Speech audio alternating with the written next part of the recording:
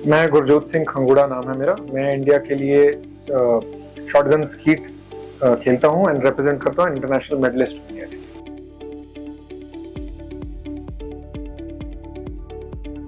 एक दिन में मेरा आधे से ज्यादा टाइम मेरा फिटनेस में चले जाता है, क्योंकि सुबह जल्दी उठना पड़ता है। एज एन एथलीट जल्दी उठते हैं, जल्दी दिन स्टार्ट करता हूँ अपना।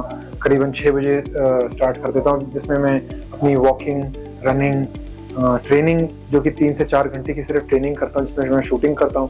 उसके बाद रिकवरी, फिजियोथेरेपी एंड ऐसी चीज़ें जितनी भी होती हैं, वो पूरे दिन, लगभग मेरा पूरा दिन इसी में निकल जाता है।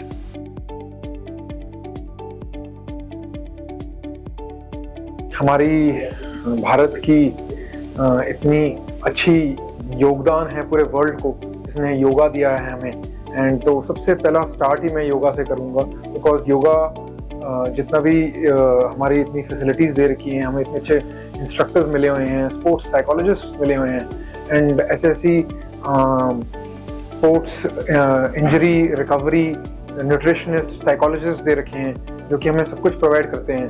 तो स्टार्ट योगा से करता हूँ एंड करते करते टेक्निकलिटीज में आ जाता हूँ मैं, जहाँ पे हमें हर एक चीज के लिए मतलब एक फैसिलिटी प्रोवाइड की गई है।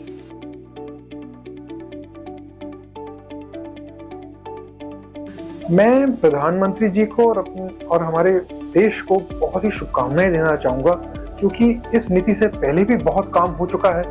11 साल में सिर्फ काम एंड बढ़ावत ही देखी है मैंने इस स्पोर्ट में एंड इस फील्ड में, स्पोर्ट्स की फील्ड में। एंड इस नीति के आने के बाद मैं सिर्फ यही समझ सकता हूँ कि ये सिर्फ प्रोग्रेस की तरफ और तरक्की की तरफ ही लेते हुए जाएगा इस स्पोर्ट्स को, हमारे स्पोर्ट्स कल्चर को इंडिया में।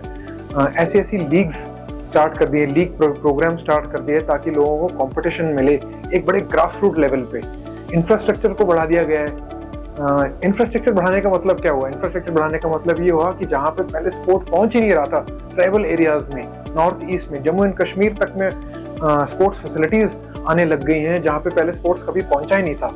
तो ऐसी इंफ्रास्ट्रक्चर को बढ़ावा इसे कहते हैं। वाटर गेम्स, ट्राइबल गेम्स, खेलो इंडिया स्कूल गेम्स, ऐसे ग्राउंड रूट लेवल पे स्पोर्ट्स के बारे में इंकरेजमेंट जब मिलेगी, तो अपने आप ही देश बढ़ता चले जाएगा स्पोर्ट्स की तरफ, स्पोर्ट्स के एक्सीलेंस की तरफ।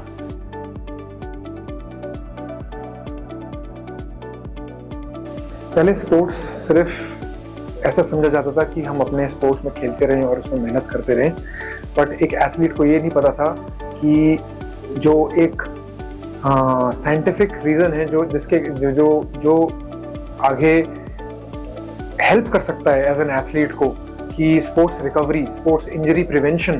पहले होता था कि इंजरी हो गई तो उसके बाद उसको हम ठीक करने में टाइम बिता देते थे। अब पहले से ही एथलीट को बताया जा रहा है कि प्रिवेंशन कैसे करनी है, कि प्रिवेंट कैसे किया जाएगा, एक इंजरी को कैसे प्रिवेंट कर सकते हैं हम। स्पोर्ट्स रिकवरी, न्यूट्रिशनिस्ट प्रोवाइडेड है हमें अपने नेशनल सेंटर ऑफ एक्सीलेंस में हर जगह पे, जिनके बारे में न्यूट्रिशन का इम्पोर्टेंस बताया जा रहा है कि किस समय किस पदार्थ को हम खा सकते हैं, किस चीज़ों को अवॉइड करना है। तो ऐसी चीज़ें पहले कभी अवेलेबल नहीं थी, बट एज एन एथलीट भी किसी को भी इतनी ज़्यादा नॉलेज नहीं थी। बट अब not only as a professional athlete को बताया जा रहा है, बट एक ग्रास रूट लेवल पे भी समझाया जा रहा है कि nutrition, psychology and sports injury management centre setup जितने भी किए गए हैं, उसमें समझाया जा रहा है कि कैसे आगे इस स्पोर्ट को और अपने स्पोर्ट को कितना आप अच्छा कर सकते हैं, कितना और इसमें और जीत पाई जा सकती है।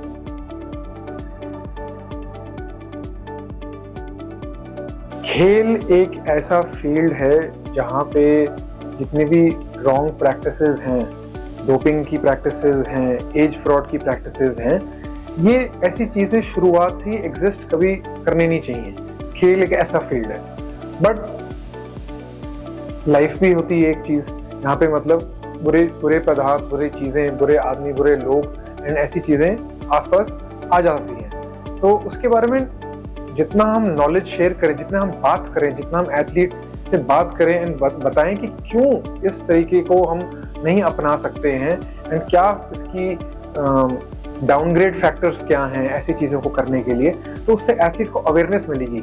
अवेयरनेस तभी मिलेगी अगर आप ऐसे प्रोफेशनल्स हायर करेंगे जो कि आपको बताएंगे कि क्या इसकी नेगेटिव एंड पॉजिटिव क्या फैक्टर्स हैं ऐसी चीज़ों के।